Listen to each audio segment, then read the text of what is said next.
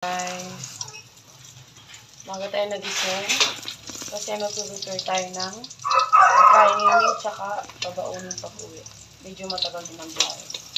Uwi siya ng Mindoro gawa ng last day na nila ng enrollment.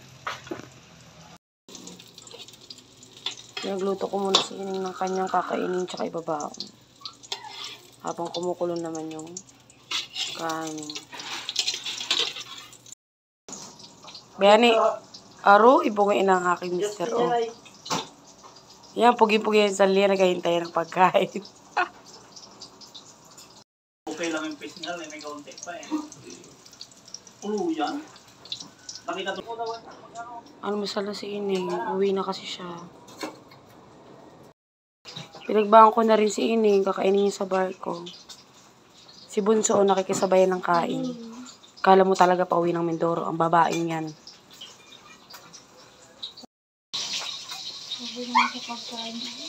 Pinagayak na ni Ining yung mga gamit niya. Ilang bag yan eh? 3? Babay ka na sa ating mga viewers. Lalo't nakita ka dun sa natin TikTok. Para sipagan yung mister ko mag-drive. Bati niya si Nene. Daddy, oh. Minudo itlog hotdog. Kumagat kayo mo sabi, ha?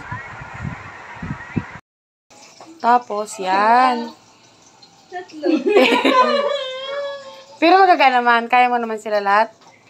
Yan. Kaya ka naman eh. Bakit nang pagpuna mo? Kaya may gentleman din Uy.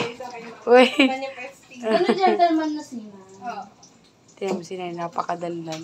Kala mo talaga, kumain siya, kala mo kasama. Basta mag-ingat dun, ha? Huwag may pag-usap sa, sa ibang, buti kong authorize. Pag may mga tanong, doon ka mag-direct, ha? Sa mga cashier, tsaka mga guard doon. Sige na, pakisa si mami. Kung babay ka, mag-aaral ng mabuti. Pag-graduate, mag-asawa na. Kiss na rin ako. Baka dumarit yung Mindoro. Hindi. Ano Mindoro? Doon ako muna. Saan? Sa Malo? Tinulungan na siya ni daddy niya. Dala niya yung isang mag-nene. Siyempre may abot yan. Bye-bye. Walang naiwan? Wow, sweet ang mag-best friend. Wow! Parang lalawa yun lang. Kasi mami.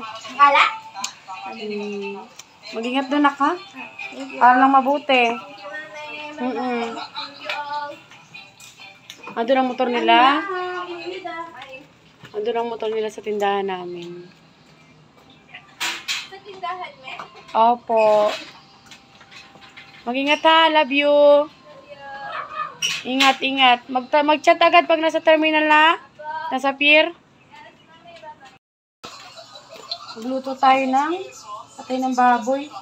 Sarap to prito tapos hindi masyadong toasted.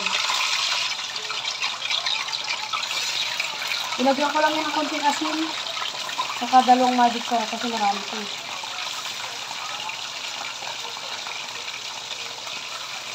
Nakalis na rin sila mag-daddy.